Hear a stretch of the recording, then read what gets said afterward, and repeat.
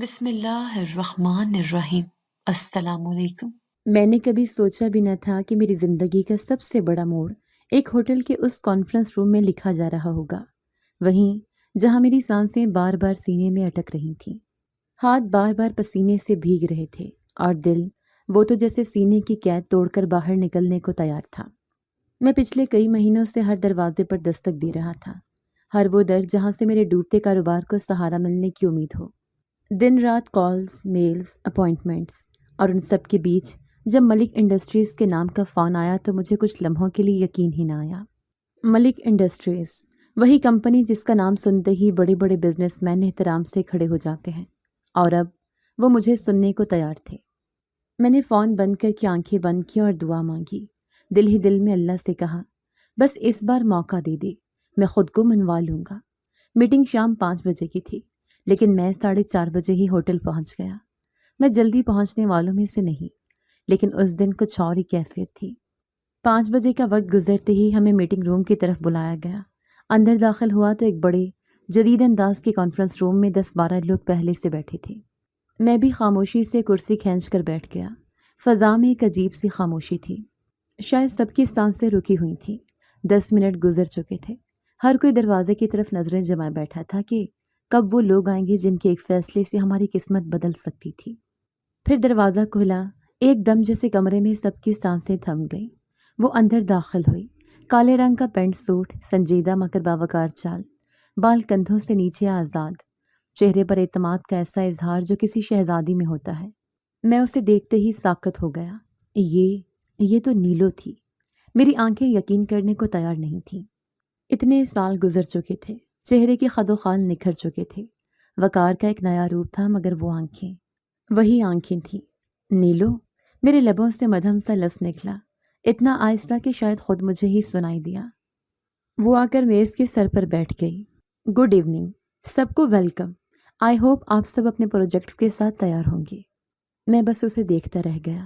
وہ بول رہی تھی سنجیدگی سے، اعتماد سے، جیسے وہ برسوں سے اسی مقام پر ہو، جیسے وہ وہی تھی جو پیدا ہی اسی کرسی کے لیے ہوئی ہو۔ میرا نام ایمان ملک ہے اور میں ملک انڈسٹریز کی ایگزیکٹو ڈائریکٹر ہوں۔ ایمان ملک؟ میرے دماغ میں جیسے شور اٹھا۔ نیلو کیسے ایمان بن گئی؟ چوکیدار کی بیٹی اور ملک انڈسٹریز کے مالک؟ یا شاید میری آنکھیں دھوکہ کھا رہی تھیں؟ لیکن نہیں، میں کسی بھی بھیس کو پہچان سکتا تھا۔ وہ وہی نیلو تھی، وہی جسے میں نے سالوں پہلے آخری بار تب دیکھا تھا جب وہ اسکول سے واپس آ رہی تھی۔ ہم آج کے سیشن میں آپ سب کے بزنس پرپوزلز کا جائزہ لیں گے۔ کچھ نام پہلے سے شارٹ لسٹ ہو چکے ہیں، باقی کا فیصلہ آج کے پریزنٹیشنز پر منحصر ہے۔ میں بس اس کی آواز سنتا رہا۔ وہ ہر کسی کو دیکھ رہی تھی، ان کی فائلز لے رہی تھی، نوٹس بنا رہی تھی، لیکن مجھے یوں نظر انداز کر دیا جیسے میں وہاں موجود ہی نہ ہوں۔ کیا وہ مجھے پہچان نہیں رہی، یا پہچان کر بھی انجان بنی ہوئی ہے؟ آپ کی کمپنی کا نام کیا ہے؟ اس نے سامنے بیٹھے ایک شخص سے پوچھا۔ میں نے ہلکی سی سانس لی۔ میری باری آتی تو کیا وہ مجھ سے ویسے ہی بات کرے گی؟ یا وہ مجھے دیکھ کر بھی کچھ محسوس نہ کرے گی؟ یا شاید وہ واقعی ایمان بن چکی تھی اور نیلو، میری دنیا کی وہ بے ضرر سی لڑکی، وہ کہیں پیچھے دفن ہو چکی تھی؟ مگر میرے دل کے کسی کونے میں ایک خراش ابھری تھی، وہ مجھے کیسے نہیں پہچان سکتی؟ یا شاید اس نے پہچانا ہے لیکن اب وہ مجھے وہ حیثیت دینے کو تیار نہیں جس کا میں خود کو اہل سمجھتا تھا۔ میٹنگ چلتی رہی، میں وہاں بیٹھا ساکت، جیسے میری سانسوں کو زنجیر لگی ہو۔ یہ میٹنگ جو میرے لیے بزنس کا موقع تھی، اب میرے ماضی کا کمرہ بن چکی تھی، اور میں ماضی کے بھوت کی طرح اپنے ہی کیے کے سائے میں خاموش بیٹھا تھا۔ ایمان ملک کے چہرے پر وہ وقار، وہ سرد مہری، مجھے اب تک اپنی جگہ جمی ہوئی محسوس ہو رہی تھی، جیسے میں وہی شخص نہ ہوں جس نے کبھی اسے نہیں، اس وقت کے بارے میں سوچنے کا بھی دل نہیں کر رہا تھا۔ لیکن شاید اب وہ سب کچھ یاد آنا ہی تھا، وہ لمحہ جب میں پہلی بار خود سے بے نیاز ہوا، کچھ بگڑنے لگا تھا۔ میں ایک امیر باپ کا اکلوتا بیٹا تھا، وہ باپ جو مجھے ہر وہ چیز دے بیٹھا تھا جو میں نے مانگی، اور بہت کچھ وہ بھی جو کبھی مانگا نہیں۔ میری زندگی میں ہر چیز ایک فون کال کی دوری پر تھی۔ میں اسکول سے نکلتے ہی نئے نئے شوقوں کی طرف مائل ہوا، مہنگے کپڑے، مہنگی گاڑیاں، دوستوں کی محفلیں، ہر ویکینڈ پر نیا کلب، اور ہر رات کو کوئی نئی رنگین تصویر۔ ابے یار، تو پورا ATM ہے، میرے ایک دوست نے ہنستے ہوئے کہا تھا جب میں نے ایک رات کلب میں صرف 2 گھنٹے میں 50,000 اڑا دیے۔ زندگی جینے کے لیے ہے، بچانے کے لیے نہیں، میں نے جواب دیا تھا اور ایک اور بوتل کا آرڈر دیا۔ میرے باپ کو ابتدا میں شاید یہ سب ٹھیک لگا یا اس نے نظر انداز کیا۔ شاید وہ سمجھتا تھا کہ جوانی کا ایک دور ہے، گزر جائے گا، لیکن وہ دور نہیں گزرا، وہ عادت بن گیا۔ میرا شیڈیول صرف 2 باتوں پر مشتمل تھا، دن میں سونا اور رات میں اڑانا۔ میری ماں جو مجھ سے حد سے زیادہ پیار کرتی تھی، ہر وقت میرے لیے ڈھال بنی رہتی۔ اگر کبھی ابو کچھ کہہ دیتے تو وہ بیچ میں آ کر بات سنبھال لیتی۔ بچپنا ہے اب بھی، ٹھیک ہو جائے گا، وہ اکثر کہتی۔ لیکن وہ بچپنا رفتہ رفتہ وحشی پن میں بدلتا جا رہا تھا۔ میں نے دوستوں کے ساتھ مل کر کئی بار لڑائیاں بھی کی۔ ایک بار نشے میں دھت ہو کر گاڑی درخت سے ٹکرا دی۔ خدا کا شکر کہ کوئی زخمی نہیں ہوا، لیکن اگلی صبح میرے ابو کا چہرہ دیکھنے کے لائق تھا۔ بس بہت ہو گیا سلمان، وہ پہلی بار غصے سے چیخے تھے۔ یہ آخری بار ہے، اگر اب بھی باز نہ آیا تو خود ہی دیکھ لے گا انجام۔ میں نے ان کی بات سننے کی بجائے ہنسی میں اڑا دی۔ ابو، آپ کو فکر کرنے کی ضرورت نہیں، سب سنبھال لوں گا۔ وہ خاموش ہو گئے، لیکن اس دن کے بعد ان کی خاموشی نے میرے لیے ایک نئی مصیبت کھڑی کر دی۔ سب سے پہلے انہوں نے میرے اکاؤنٹس فریز کیے، کارڈ ناکارہ ہو گئے، جیب میں نقد ختم ہو گیا اور دوست وہ آہستہ آہستہ دور ہوتے گئے۔ میں نے اپنے مینیجر سے 5 لاکھ روپے کی ڈیمانڈ کی۔ بس ایک دن کی بات ہے، کل تک واپس کر دوں گا۔ وہ میری عادتوں سے واقف تھا، مگر ڈر کے مارے رقم دے دی۔ 1 گھنٹے میں وہ 5 لاکھ روپے، ایک نئی پارٹی، مہنگی اسکار اور باہر سے آئی ایک مشہور رقاصہ پر اڑ گئے۔ اگلی صبح جب میرے ابو کو یہ سب معلوم ہوا تو وہ کسی بھی وضاحت کے لیے تیار نہ تھے۔ انہوں نے صاف الفاظ میں کہہ دیا، اب 1 روپیہ بھی نہیں ملے گا۔ ابو، مجھے صرف تھوڑا وقت دیں، میں کچھ کر لوں گا، وعدہ کرتا ہوں۔ میں نے جھوٹ بولا۔ انہوں نے نظریں تک نہیں ملائیں۔ اب تو جو کرے گا اپنی محنت سے کرے گا، تیری ماں بھی اب سفارش نہیں کرے گی۔ میرے دوستوں کا حلقہ چھٹنے لگا تھا۔ پہلے جو لوگ میرے ساتھ ہر رات ہنستے تھے، اب فون تک نہیں اٹھاتے تھے۔ میں نے کچھ پرانے تعلقات کھنگالنے کی کوشش کی، مگر ہر در بند تھا۔ ایک دن میں نے اپنی ماں سے کہا، امی پلیز ابو سے کہیں کہ بس ایک بار، بس تھوڑا سا جیب خرچ بحال کر دیں، مجھے سنبھلنے کا موقع تو دیں۔ وہ رو پڑی، سلمان تو نے ان کا دل توڑا ہے، بار بار۔ میں نے بہت بار ان کے آگے ہاتھ جوڑے، مگر اب وہ تھک چکے ہیں۔ میں نے مایوسی سے لان کی طرف دیکھا، کچھ دیر خاموش رہا۔ پھر میری نظر چوکیدار کی بیٹی پر پڑی جو اسکول سے واپس آ رہی تھی۔ اس وقت وہ بس ایک معمولی لمحہ لگا، جیسے کئی اور دنوں میں ایک اور گزرتی شام، مگر وہ لمحہ، وہ ایک نقطۂ آغاز تھا۔ ایک دوپہر جب میں لان میں بے چینی سے چکر لگا رہا تھا، اچانک دروازے کے پاس سے گزرتے ہوئے میری نظر نیلو پر پڑی۔ وہ اسکول سے واپس آ رہی تھی، وردی میں، گلے میں بیگ، بالوں میں چٹیاں اور چہرے پر وہی پرانی معصومیت۔ کچھ دیر کے لیے وقت تھم سا گیا۔ وہ مجھے دیکھ کر رکی، نظریں جھکائیں، پھر دوبارہ اٹھائیں، ہلکا سا مسکرائی اور تیزی سے اندر چلے گئے۔ میں نے چند لمحے بس یوں ہی کھڑے ہو کر سوچا۔ کچھ یاد آیا، وہ نظریں، وہ چمک۔ ہاں، میں نے یہ پہلے بھی محسوس کیا تھا۔ نیلو کی آنکھوں میں وہ خاص تاثر جو اکثر لڑکیاں چھپانے کی ناکام کوشش کرتی ہیں۔ شاید وہ ہمیشہ سے مجھ میں دلچسپی رکھتی تھی، میں نے پہلے کبھی اسے اہمیت نہیں دی۔ ایک چوکیدار کی بیٹی اور میں، سلمان، رئیسوں کا بیٹا، دونوں کا تعلق ہی کیا۔ مگر اب حالات کچھ اور تھے۔ میرا غرور جو پگھلنے لگا تھا، اسے ایک سہارا چاہیے تھا، اور نیلو وہ ایک آسان شکار تھی۔ اگلے دن میں نے لان میں بیٹھ کر اسے آواز دی، نیلو ادھر آؤ۔ وہ رکی، حیرانی سے میری طرف دیکھا۔ جی صاحب؟ صاحب نہیں، سلمان کہو، اب ہم دوست ہیں، ٹھیک ہے؟ اس نے کچھ کہا نہیں، بس آہستہ سے مسکرا دی۔ پہلا وار ہو چکا تھا۔ اس دن کے بعد میں نے روزانہ اس سے بات کرنی شروع کر دی۔ کبھی اس کے اسکول کے بارے میں پوچھتا، کبھی اس کے خوابوں کے بارے میں، کبھی کہتا، تم بڑی ہو کر کیا بنو گی؟ وہ ہنستی، مجھے ٹیچر بننا ہے۔ میں ہنستا، کیوں؟ بزنس وومن کیوں نہیں؟ اور وہ شرما جاتی۔ وقت گزرتا گیا اور نیلو کی نظریں مجھ سے نظریں چرانے کی بجائے مجھے ڈھونڈنے لگی۔ میں جانتا تھا وہ جال میں پھنس چکی ہے، اور یہی وہ لمحہ تھا جب میرے دماغ میں وہ خیال پیدا ہوا، جسے سوچ کر خود مجھے تھوڑی دیر کے لیے شرم آئی، لیکن پھر میں نے اپنے حالات کو یاد کیا، خالی جیب کو دیکھا، اور وہ شرم بھی کہیں دب گئی۔ میں نے ایک شام نیلو سے کہا، نیلو تمہیں پتہ ہے نا، میں تمہیں پسند کرتا ہوں۔ وہ بالکل خاموش ہو گئی، نظریں جھک گئیں، ہاتھوں کی انگلیاں آپس میں الجھنے لگی۔ تم بھی کچھ کہو گی یا بس ایسے ہی شرماتی رہو گی؟ وہ ہلکی آواز میں بولی، مجھے بھی آپ اچھے لگتے ہیں۔ تمہیں آپ نہیں کہنا نیلو، ہم دوست ہیں۔ اگلے دن میں نے اسے کہا، چلو کہیں چلتے ہیں، تمہیں کچھ دکھانا ہے۔ اس نے ہچکچاتے ہوئے پوچھا، کہاں؟ سرپرائز ہے، تمہیں پسند آئے گا۔ اور وہ مان گئی۔ مجھے اس کے مان جانے پر حیرت نہیں ہوئی۔ میں نے پہلے ہی اپنے 2 دوستوں سے بات کر لی تھی۔ انہوں نے شہر کے کوٹھے کا بندوبست کر دیا تھا جہاں ایسے معاملات باقاعدہ کاروبار تھے۔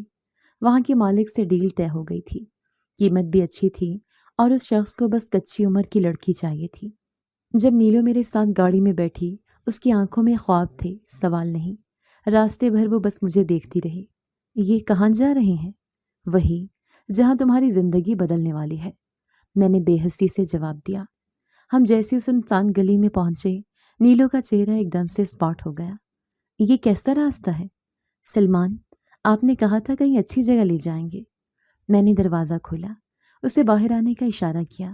وہ اب ڈرنے لگی تھی۔ بس تھوڑی دیر کی بات ہے نیلو، اندر چلو، سب کچھ ٹھیک ہو جائے گا۔ لیکن اندر جاتے ہی جب وہ بڑی عمر کی عورتوں کو، گندے ماحول کو اور عجیب سی نظریں دیکھنے لگی تو اس کا رنگ اڑ گیا۔ یہ کیا ہے؟ میں نے نظریں چرائیں۔ بس تمہیں یہاں رہنا ہے، کچھ وقت کے لیے۔ یہ کیسی جگہ ہے؟ سلمان، مجھے گھر لے چلو پلیز۔ میں نے اس کی آواز کو سنا اور ایک لمحے کے لیے دل میں کچھ ہلا، مگر وہ پیسے جو میں لینے آیا تھا وہ میرے ذہن پر چھائے ہوئے تھے۔ مالک اندر آیا۔ یہی لڑکی ہے؟ میں نے اس بات میں سر ہلایا۔ نیلو نے میری طرف دیکھا، آنکھوں میں سوال، آنکھوں میں بے یقینی۔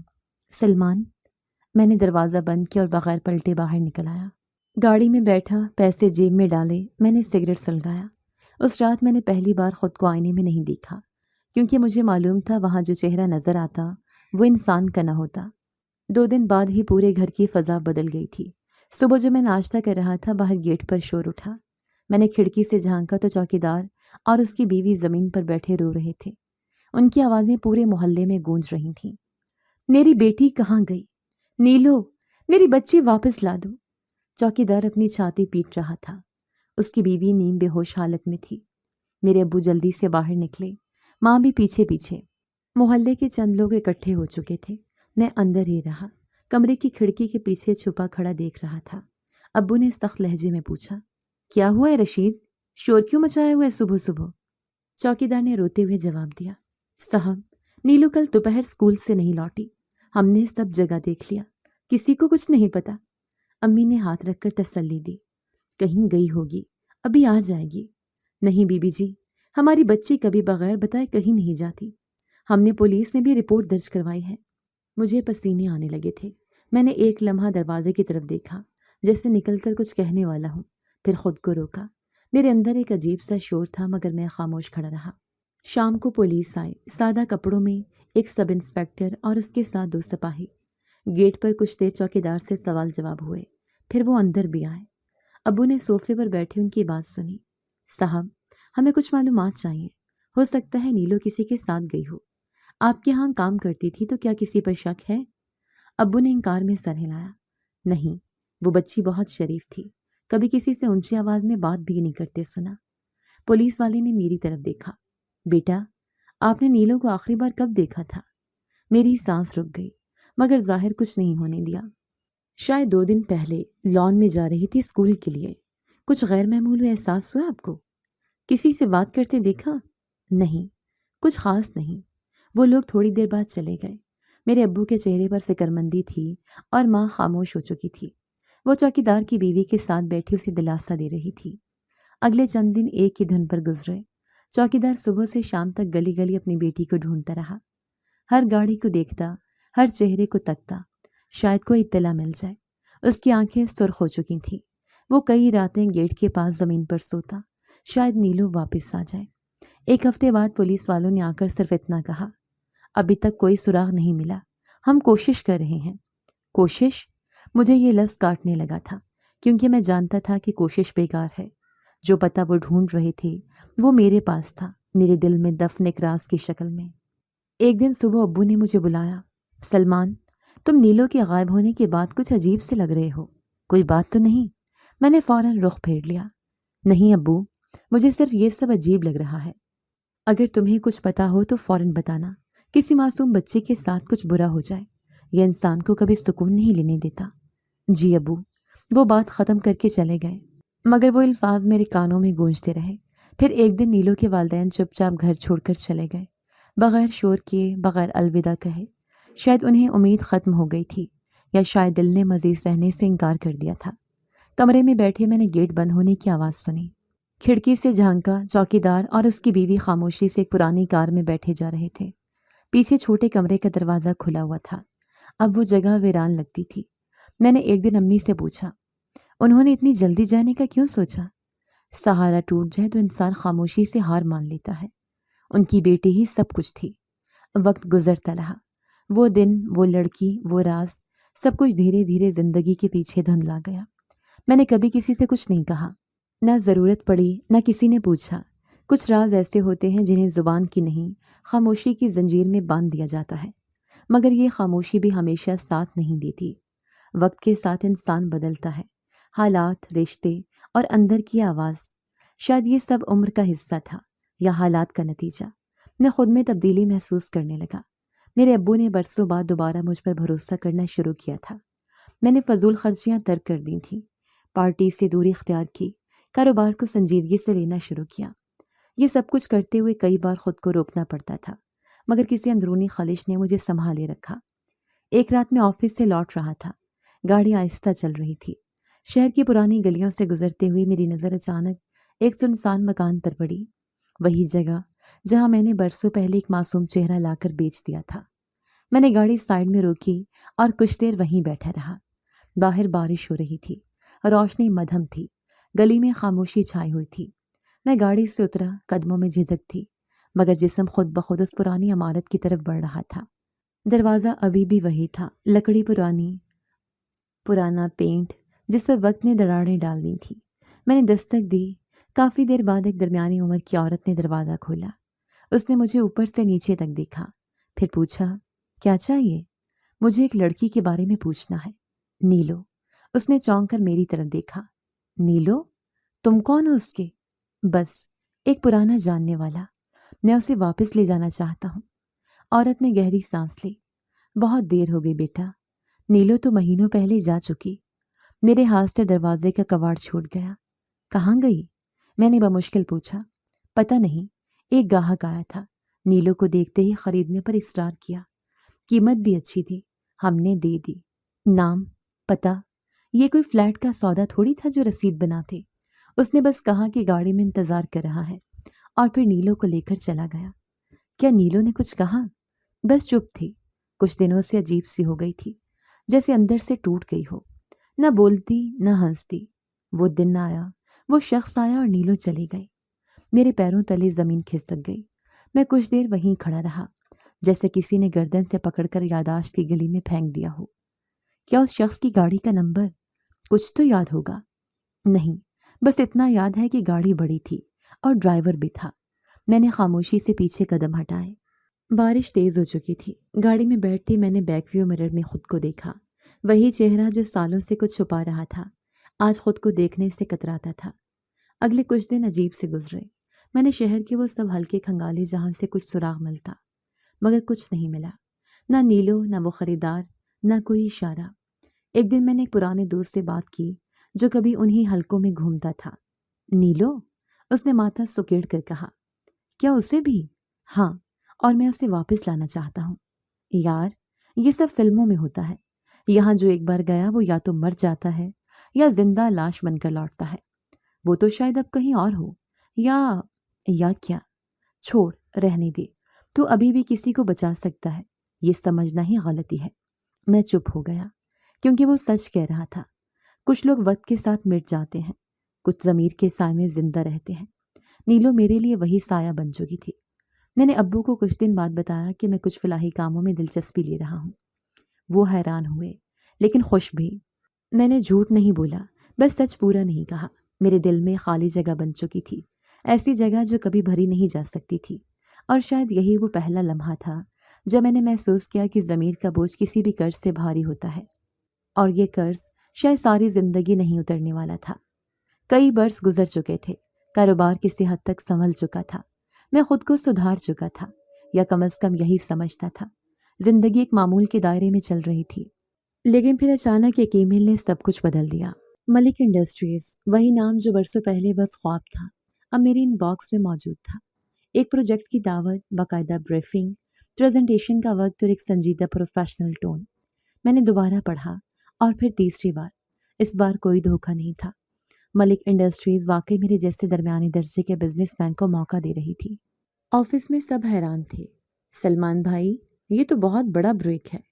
اگر یہ ہو گیا تو ہماری کمپنی نئی سطح پر چلی جائے گی۔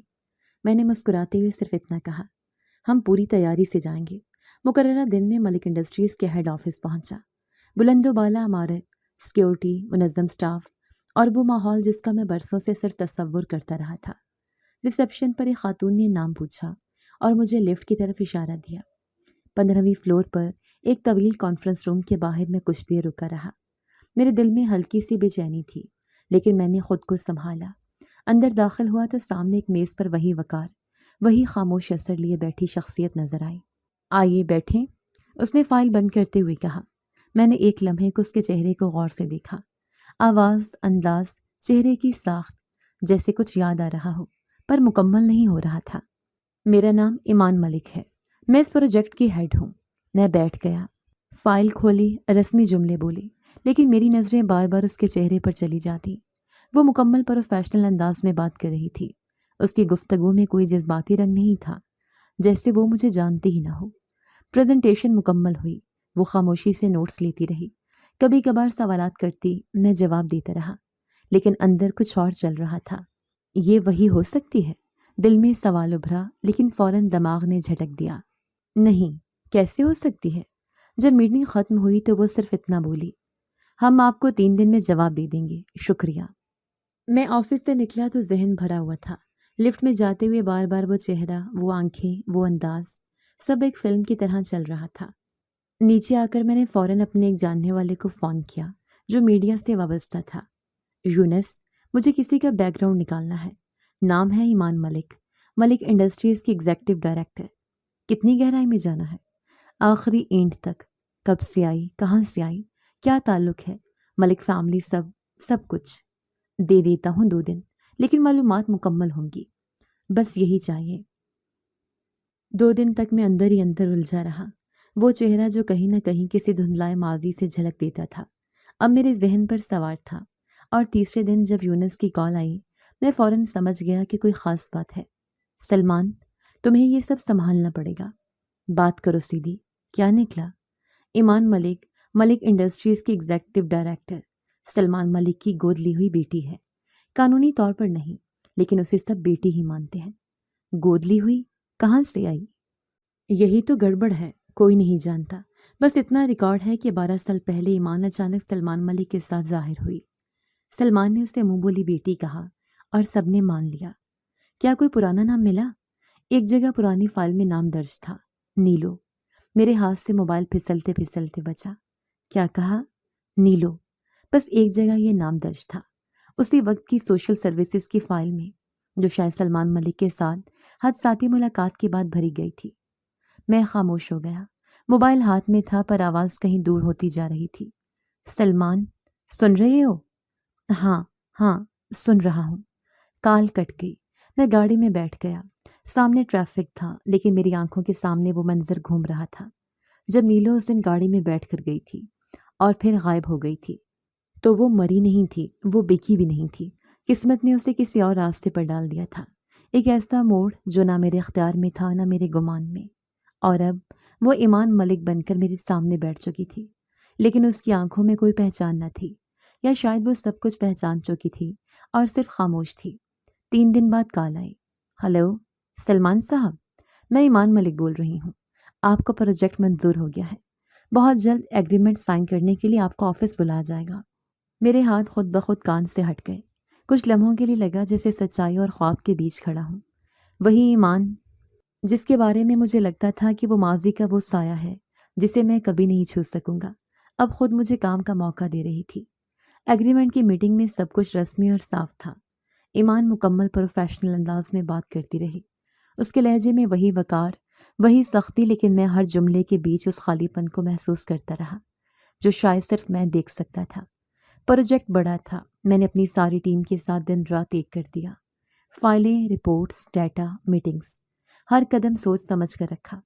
میں جانتا تھا یہ صرف کاروبار نہیں، قسمت کا ایک اور موڑ تھا، اور اس بار میں اسے سنبھالنا چاہتا تھا۔ چند ہفتوں بعد جب کام اپنی آخری شکل میں تھا، ایمان کا فون آیا۔ سلمان، آپ کا کام واقعی شاندار ہے۔ ملک صاحب بھی بہت متاثر ہوئے۔ میں چاہتی ہوں کہ ہم ایک ڈنر پر ملیں، انفارمل سیٹنگ میں، تاکہ آپ کے مستقبل کے بارے میں کچھ اور تفصیل سے بات کر سکیں۔ جی بالکل، کل شام 7 بجے راول ریزیڈنسی میں۔ فون بند ہوا، لیکن میرے دماغ میں ہر لفظ گونج رہا تھا۔ یہ پہلی بار تھا جب ایمان نے کام کے ماحول سے باہر ملاقات کی پیشکش کی تھی۔ میں نے اس لمحے کو معمولی نہیں سمجھا۔ اگلی شام میں وقت سے پہلے ریسٹورنٹ پہنچ گیا۔ ایمان پہلے ہی وہاں موجود تھی، بلیک ڈریس میں، بال کھلے، ایک سادہ سا ہار، اور وہی نظر جو انسان کو گہرائی میں لے جاتی ہے۔ آپ وقت کے پابند ہیں، یہ اچھی بات ہے، وہ ہنسی۔ جب سامنے والا اتنا وقت کا خیال رکھتا ہو تو دوسرا بھلا دیر کیسے کرے گا؟ میں نے مسکرا کر جواب دیا۔ کمپنی، مارکیٹ، اگلے پروجیکٹس، لیکن دھیرے دھیرے باتوں کا رخ بدلنے لگا۔ آپ کے انداز سے لگتا ہے کہ آپ نے زندگی میں بہت کچھ دیکھا ہے، ایمان نے کہا۔ دیکھا بھی ہے، کھویا بھی ہے، سیکھا بھی ہے۔ کھونا سیکھنے کا پہلا زینہ ہوتا ہے، سلمان، وہ بولی، اور بعض اوقات وہی زخم آپ کو سب سے قیمتی سبق دیتے ہیں۔ میں خاموش ہو گیا۔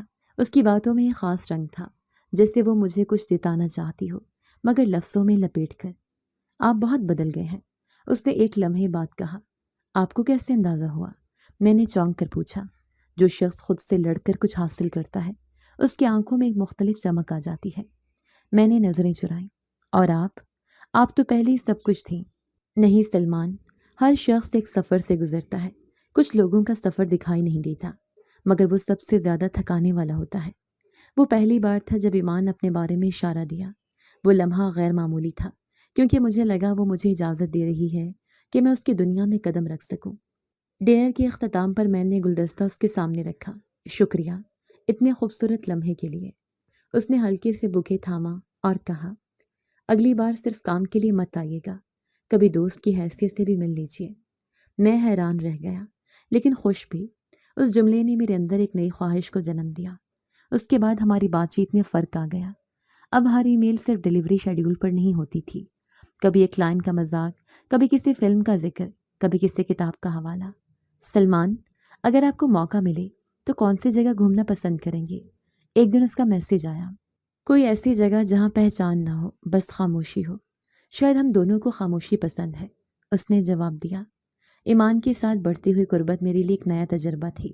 اس کے لفظوں میں، اس کی مسکراہٹ میں، اور خاص طور پر اس کی خاموشی میں ایک ایسا جادو تھا جس سے میں نکلنا نہیں چاہتا تھا۔ کئی بار خود سے سوال کیا، یہ سب حقیقت ہے یا وہی کوئی دھندلا خواب جس کی تعبیر کبھی نہیں ملتی؟ لیکن اس بار خواب دھیرے دھیرے شکل اختیار کر رہا تھا۔ میری زندگی میں بہت کچھ بدل چکا تھا، لیکن ایک چیز اب بھی اندر زندہ تھی، وہ بوجھ جو برسوں سے میرے اندر کہیں دبا ہوا تھا، وہ چہرہ جو میں روز آئینے میں دیکھتا تھا مگر اس سے نظریں نہیں ملا سکتا تھا۔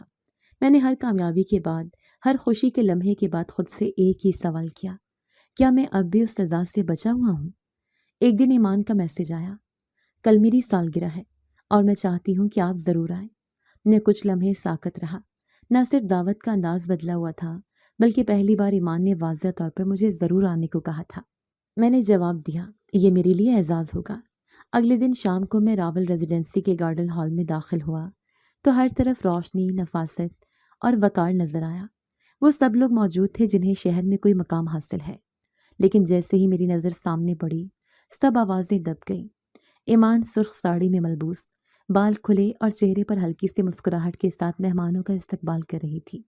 وہ ایک پل کے لیے رکی، میری طرف دیکھا اور سر کے ہلکے سے اشارے سے مجھے خوش آمدید کہا۔ اس نظر میں کچھ الگ تھا، جیسے وقت رک گیا ہو۔ میں نے اسے ایک کتاب کا تحفہ دیا، ایسی کتاب جس کا مرکزی کردار ایک ایسا شخص تھا جو اپنے گناہ کا کفارہ محبت سے ادا کرتا ہے۔ ایمان نے کتاب کو دیکھا، پھر میری آنکھوں میں جھانک کر بولی، بہت خاص ہے، شکریہ۔ ڈنر کے بعد ایک موقع آیا جب وہ مجھ سے کچھ فاصلے پر اکیلی کھڑی تھی۔ میں آگے بڑھا اور پہلی بار کسی جھجک کے بغیر بات شروع کی۔ ایمان، کیا میں کچھ کہہ سکتا ہوں؟ آج تو سب کچھ کہنے کی اجازت ہے سلمان۔ میں میں جانتا ہوں کہ یہ سب اچانک لگے گا، شاید تمہیں حیرت ہو، لیکن میں دل سے ایک فیصلہ کر چکا ہوں۔ کیا فیصلہ؟ اس نے نرمی سے پوچھا۔ میں تم سے شادی کرنا چاہتا ہوں۔ اس نے کچھ نہیں کہا، لمحے بھر کے لیے چپ رہی، پھر مسکرا کر بولی، یہی کہنا چاہتے تھے نا؟ ہاں، اور برسوں سے دل میں ایک بوجھ ہے جس کا مداوا صرف تم ہو۔ بوجھ؟ اس نے سوالیہ نظروں سے دیکھا۔ کچھ چیزیں وقت پر بتانا ممکن نہیں ہوتا، مگر اتنا جان لو کہ میں صرف تم سے محبت نہیں کرتا، میں تمہارے سامنے سر جھکانے آیا ہوں۔ وہ چند لمحے چپ رہی۔ میں نے دل کی دھڑکنیں سننے کی کوشش کی، جیسے جواب انہی کے بیچ چھپا ہو۔ پھر اس نے مسکرا کر کہا، شاید تمہارے الفاظ سچے ہیں سلمان، میں نہیں جانتی کہ کل کیا ہوگا، مگر آج ہاں، میں تمہارا پرپوزل قبول کرتی ہوں۔ میں کچھ دیر اسے بس دیکھتا رہا۔ وہ وہی نیلو تھی، وہی جو برسوں پہلے ایک اسکول ڈریس میں لان سے گزری تھی، مگر اب وہ ایمان تھی، ایک ایسی عورت جو مجھے معاف کرنے کے لیے نہیں، میری قسمت بدلنے کے لیے کھڑی تھی۔ یہ فیصلہ سوچ سمجھ کر کرو ایمان، میں تمہیں صرف پانا نہیں چاہتا، بلکہ خود کو تمہارے حوالے کرنا چاہتا ہوں۔ تبھی تو کہا ہاں، کیونکہ پانے والا ہر کوئی ہوتا ہے، پر کھونے کو تیار صرف وہی ہوتے ہیں جنہیں سچ میں محبت ہو۔ اس رات سب کچھ بدل گیا۔ اب ہمارے بیچ کوئی رسمی حد باقی نہ رہی۔ اگلے دن اس نے میسج کیا، میں چاہتی ہوں ہم منگنی نہ کریں، ڈائریکٹ نکاح کریں۔ میں نے بغیر سوچے لکھا، جیسا تم چاہو۔ محبت اب بوجھ نہیں رہی تھی، وہ اب تلافی کا راستہ بن چکی تھی۔ میں اس راستے پر ایمان کے ساتھ چلنے کو تیار تھا، لیکن مجھے نہیں معلوم تھا کہ جس راہ پر میں قدم رکھ چکا ہوں وہ صرف محبت کا نہیں، حساب کا راستہ بھی ہے۔ ایمان کی طرف سے نکاح کی سیدھی تجویز میرے لیے غیر متوقع نہیں تھی، مگر اس کی سادگی میں گہری بات چھپی تھی۔ شاید وہ وقت ضائع نہیں کرنا چاہتی تھی، یا شاید وہ کچھ جانتی تھی جو میں نہیں جانتا تھا۔ ہم دونوں نے فوری طور پر تاریخ طے کر لی۔ 2 ہفتے بعد نکاح ہونا تھا۔ ہر دن مصروف، ملاقاتیں، دعوت نامے، میڈیا کو ہینڈل کرنا، انتظامات کی جانچ پڑتال۔ ایمان نے سب کچھ خود سنبھال رکھا تھا اور مجھے بس اس کے ساتھ رہنا تھا۔ ایک دن اس نے کہا، میں چاہتی ہوں کہ تم میرے بابا سے ملو، نکاح سے پہلے تم دونوں کا آمنے سامنے بیٹھنا ضروری ہے۔ میں جانتا تھا سلمان ملک کو، برسوں سے اس کا نام اخبارات، بزنس میگزینز اور معاشرتی تقریبات میں چھایا ہوا تھا۔ وہ سخت مزاج اور اصول پسند مانی جاتی تھی، مگر مجھے حیرت اس بات کی تھی کہ ایمان نے آج تک مجھ سے ان کے ساتھ اپنے تعلق کے بارے میں کھل کر کچھ نہیں کہا تھا۔ ضرور ایمان، بتاؤ کب آنا ہے؟ اگلی روز ملک انڈسٹریز کے پرانی کوٹھی میں میری ان سے ملاقات طے ہوئی۔ گیٹ پر محافظ نے احترام سے سلام کیا اور اندر لے گیا۔ ڈرائنگ روم کلاسک انداز میں سجا ہوا تھا، لکڑی کے فرنیچر، دیواروں پر قدیم تصاویر اور ایک پروقار خاموشی۔ سلمان ملک آئے، سفید شلوار قمیض، کندھے پر ہلکا سا رومال، چہرے پر عمر کی جھریوں میں وقار بسا ہوا۔ آئیے سلمان، بیٹھیں۔ شکریہ سر، میں ایمان سے سب کچھ سن چکا ہوں، تمہارے بارے میں بھی معلومات لی ہیں۔ مجھے خوشی ہے کہ وہ تمہارے ساتھ خوش ہے۔ میں چاہتا ہوں کہ وہ ہمیشہ خوش رہے۔ بس ایک بات یاد رکھنا، ایمان میری بیٹی ہے، سگا رشتہ نہیں صحیح، لیکن میرے دل میں وہی مقام ہے۔ اگر کبھی، سر میں وعدہ کرتا ہوں کہ اسے کبھی شکایت کا موقع نہیں دوں گا۔ انہوں نے ہلکا سا سر ہلایا اور چائے کا کپ میری طرف بڑھایا۔ بات ختم ہو چکی تھی، مگر پیغام مکمل طور پر واضح تھا۔ واپس آتے ہوئے میری سوچ میں عجیب توازن تھا۔ ایک طرف ایمان کی محبت تھی جس کا میں واقعی قائل ہو چکا تھا، دوسری طرف ملک انڈسٹریز کا وہ نیٹ ورک، وہ طاقت جس کے قریب آنے کی تمنا برسوں سے دل میں تھی۔ اب یہ دونوں چیزیں ایک ہی دروازے سے جڑی محسوس ہو رہی تھیں۔ اگلے دن ایمان سے ملاقات ہوئی۔ بابا سے مل کر کیسا لگا؟ وہ باوقار آدمی ہے، تمہیں ان جیسا محافظ ملا ہے، یہ تمہاری خوش قسمتی ہے، اور وہ سمجھتے ہیں کہ میں تمہارے ساتھ محفوظ رہوں گی۔ میں نے لمحے بھر کو رک کر اس کی آنکھوں میں دیکھا۔ ایمان، میں تمہارے لیے کچھ اور بھی بننا چاہتا ہوں۔ کیا مطلب؟ صرف شوہر نہیں، ساتھی، ہمسفر اور شاید تمہارے خوابوں کا حصہ۔ اس نے مسکرا کر کہا، تم پہلے ہی میرے کئی خوابوں کا مرکز بن چکی ہو سلمان۔ اس جملے نے مجھے خوشی دی، مگر ساتھ ہی میرے اندر ایک اور احساس نے جنم لیا۔ میں اب صرف محبت میں مبتلا نہیں تھا، میں کسی بڑی چیز کا حصہ بننے جا رہا تھا۔ ایک نئی دنیا، ایک نیا در، ایک نئی طاقت۔ دعوت نامے چھپنے لگے، میڈیا نے خبریں اٹھا لی۔ ایمان ملک کی شادی شہر کے ابھرتے بزنس مین سلمان کے ساتھ۔ 2 مختلف حلقوں سے تعلق رکھنے والے 2 لوگ ایک نئی شروعات کی طرف جا رہے تھے۔ ایک دن میں نے آفس میں بیٹھا فائلز دیکھ رہا تھا، جو میرا ایک پرانا دوست وسیم ملنے آ گیا۔ सुना है मुबारक हो, शादी पक्की हो गई? हाँ, अगले हफ्ते निकाह है। वाह भाई, तुम तो बाजी मार गए। मलिक इंडस्ट्रीज में घुसना आसान नहीं, और तुम तो उसके वारिस बनने जा रहे हो। मैंने बात टाल दी, लेकिन दिल में वसीम की बातें गूंजती रहीं। शायद मेरे अपने ख्यालात भी कुछ मुख्तलिफ न थे। एक दिन ईमान ने मुझे कहा, निकाह की तकरीब छोटी होगी मगर पुरवकार, सिर्फ करीबी लोग, मीडिया कंट्रोल्ड और मेहमानों की फहरिस्त महदूद। तुम जैसा चाहो वैसा ही होगा। एक बात और, निकाह से पहले मैं चाहती हूँ हम कुछ दिन एक दूसरे से ना मिलें, थोड़ा सा वक्फा, ताकि हम उस दिन एक नई शुरुआत के साथ एक दूसरे को देखें। ठीक है, अगर तुम्हें यही बेहतर लगता है। उन दिनों मैंने खुद को मुकम्मल तौर पर मसरूफ़ रखा। ऑफिस, मीटिंग्स, निकाह की तैयारी, सूट की फिटिंग, मीडिया सेशन। लेकिन कभी कभी रात को जब सब शोर थम जाता, दिल के किसी कोने से एक सवाल सर उठाता, क्या मैं वाकई सिर्फ मोहब्बत के लिए जा रहा हूँ, या मेरे दिल में अभी भी वो ख्वाहिश बाकी है जो बरसों पहले से पल रही थी। शहर की सबसे बड़ी होटल की रोशनियों में उस दिन कुछ अलग ही चमक थी। मीडिया, मेहमान, कैमरे, फूल, खुशबू, हर मंजर किसी फिल्म के सीन जैसा लग रहा था। मेरे लिए ये ख्वाब की ताबीर थी, वो ख्वाब जो बरसों पहले सिर्फ सोच में था। मैं सबकी नज़रों में था। लोग मेरे साथ तस्वीरें खिंचवाना चाहते थे, मुबारकबाद देते, हाथ मिलाते, लेकिन मेरे अंदर एक अजीब सी खामोशी थी, जैसे कुछ होने वाला हो और मुझे खबर न हो। सर, दुल्हन रेडी हो गई हैं, बस चंद मिनटों की बात है। एक इंतज़ामिया के बंदे ने आकर इत्तला दी। मैंने शीशे में खुद को देखा, महंगा शेरवानी, संवारे गए बाल और चेहरे पर वो इत्मीनान जो शायद उस लम्हे के बाद बाकी न रहता। निकाह के स्टेज पर मौलवी साहब पहले ही मौजूद थे। ईमान के वालिद सलमान मलिक पुरसकून अंदाज में बैठे थे। उनके चेहरे पर एक अजीब सी मुस्कुराहट थी, जैसे वो खुद छुपा रहे हों। मौलवी साहब ने निकाह शुरू किया। सलमान, क्या आपको ईमान बिनते सलमान मलिक का निकाह कबूल है? हक महर 10 लाख रुपए नकद पर। कबूल है, कबूल है, कबूल है। मैंने 3 बार एक ही सांस में कहा। आवाज में जोश था, चेहरे पर एतमाद। फिर ईमान के पर्दे के पीछे से आवाज आनी थी। मौलवी साहब ने सवाल दोहराया, ईमान बिनते सलमान मलिक, क्या आपको सलमान बिन फरुख का निकाह कबूल है? खामोशी छा गई। 1 सेकंड, 2 सेकंड, 5, फिर 10। पूरा हाल जैसे रुक गया हो। लोगों ने नजरें एक दूसरे की तरफ दौड़ाई। मैंने मौलवी साहब की तरफ देखा। वो कुछ लम्हे रुके, फिर सवाल दोहराया, बेटी, निकाह कबूल है? फिर पर्दा हटा। ईमान खुद चलती हुई सामने आ गई, रेड शरारे में, सादा ज्वेलरी, मगर चेहरे पर ऐसी संजीदगी जैसे वो किसी और मौके पर आई हो। उसने मौलवी साहब की तरफ देखा, फिर मुझ पर नजरें जमाई, और अगले लम्हे सारी दुनिया जैसे थम गई। नहीं, मैं ये निकाह कबूल नहीं करती। हॉल में एक सांस की आवाज़ भी सुनाई न दी। मैंने हैरत से उसे देखा, जैसे कुछ सुनने में गलती हो गई हो। ईमान, क्या कहा तुमने? मैंने मध्यम आवाज़ में पूछा। वो मेरे करीब आए।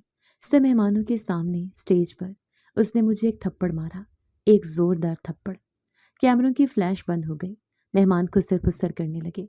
मेरे कानों में सिर्फ एक आवाज़ गूंज रही थी, ये थप्पड़ उस इंसान के लिए है जिसने कभी मुझे मोहब्बत का झूठा ख्वाब दिखाया था। मेरी नजरें जम गईं। मैं बोल ही नहीं पाया। हाल में खामोशी इतनी गहरी हो चुकी थी कि सांसों की आवाज़ भी किसी धमाके जैसी लगती।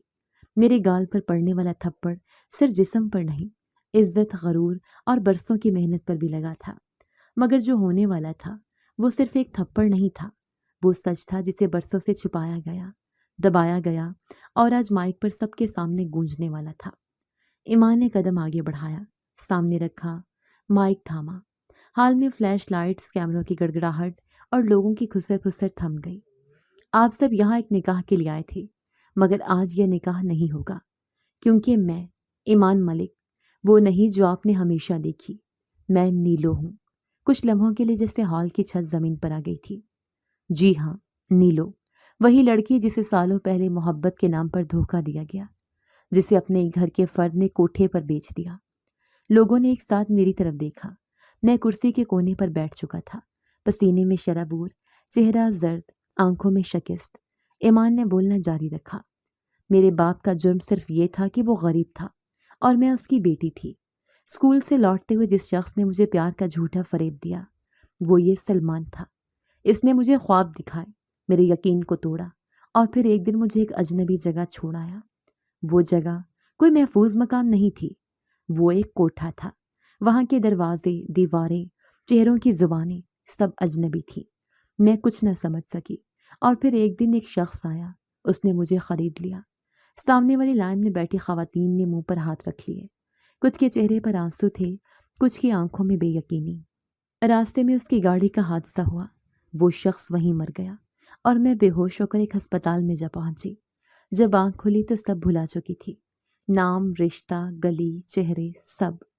اسی وقت سلمان ملک، ایک کامیاب اور بے اولاد شخص، مجھے ملا۔ اس نے مجھے دیکھا، میری حالت دیکھی، اور پھر مجھے اپنی بیٹی بنا لیا۔ مجھے زندگی کا وہ روپ دکھایا جسے میں ہمیشہ محروم رہی۔ کئی سال گزرے، میں تعلیم حاصل کرتی رہی، بزنس سیکھا، ملک انڈسٹریز کا حصہ بنی۔ سب کچھ اچھا لگ رہا تھا، لیکن پھر ایک دن ایک خواب نے آ کر سب کچھ بدل دیا۔ یاداشت واپس آئی، پرانا سب کچھ جیسے ایک ہی لمحے میں لوٹ آیا۔ میرے قدم کانپنے لگے، دل میں طوفان تھا۔ میں نے سلمان ملک کو کچھ نہیں بتایا، بس خاموشی سے تمہیں تلاش کرنے لگی۔ سلمان، میری نظریں جھکی ہوئی تھی۔ میں جانتا تھا اب کچھ بچا نہیں۔ تمہیں ڈھونڈا، اور جب پایا تو ایک منصوبہ بنایا۔ تمہیں وہیں سے توڑنا تھا جہاں تم نے مجھے توڑا تھا۔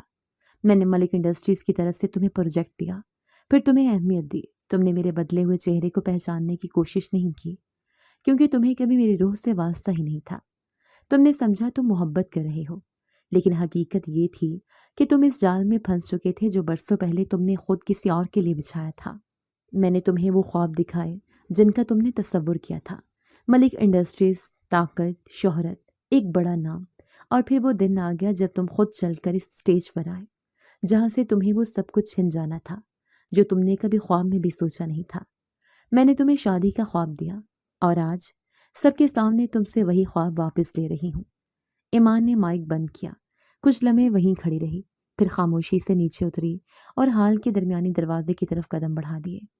پیچھے رہ گئے وہ سب چہرے جن پر اب ہمدردی نہیں، حیرانی اور فیصلہ تھا، اور میں وہیں بیٹھا تھا، جیسے میرا جسم کرسی پر تھا اور روح کہیں ماضی کے گرد میں دفن ہو چکی تھی۔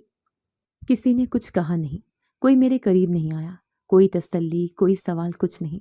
بس ایمان کی سچائی کی گونج تھی جو ہر کان میں، ہر دیوار پر، ہر کیمرے میں ہمیشہ کے لیے قید ہو چکی تھی۔ 2 دن بعد میرے آفس کے دروازے پر ایک کوریئر پہنچا، براؤن لفافہ، آفیشیل مہر۔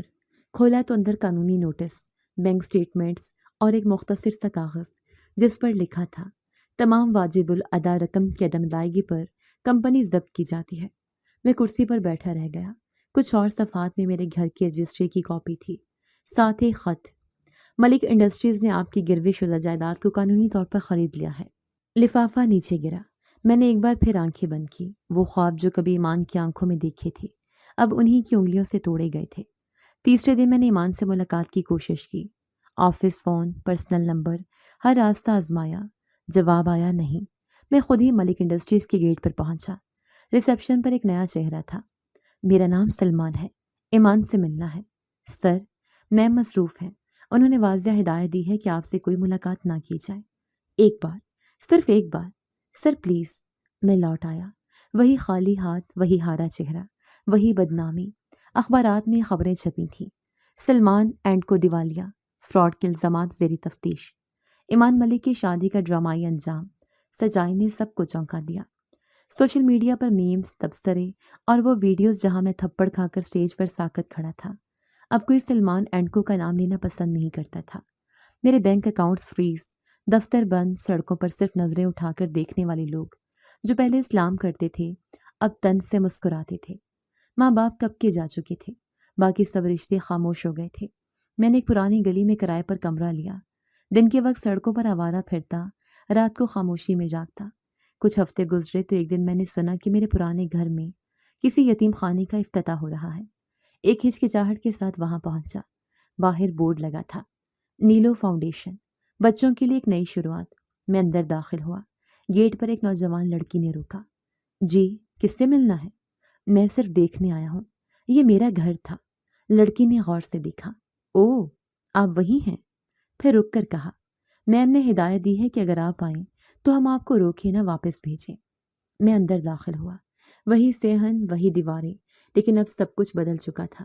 بچے ہنس رہے تھے، کھیل رہے تھے، کمرے روشن تھے۔ کچھ دیر خاموشی سے سب دیکھتا رہا، پھر ایک چھوٹے بچے نے میرے پاس آ کر کہا، آپ نئے ٹیچر ہو؟ میں جھجک گیا، نہیں، بس یوں ہی آیا تھا۔ ہمیں اردو پڑھائیں گے؟ پہلی بار مسکرایا، ہاں کیوں نہیں۔ اس دن کے بعد میں روز آنے لگا، پہلے صرف چھوٹے موٹے کام، پھر آہستہ آہستہ پڑھانے لگا، صفائی، کتابوں کی ترتیب، بچوں کے ساتھ کھیل، سب کچھ۔ ایک دن میم کی طرف سے پیغام آیا، سلمان کو تنخواہ نہیں دی جائے گی، اگر وہ کام کرے تو اپنی مرضی سے۔ میں نے جواب دیا، تنخواہ نہیں چاہیے، کفارہ مفت نہیں ہوتا۔ 1 سال گزر گیا، بچوں کے چہروں پر مسکراہٹیں دیکھ کر کچھ سکون سا ملنے لگا۔ اب وہی گھر جو کبھی غرور کی علامت تھا، میرے گناہ کا گواہ بن چکا تھا۔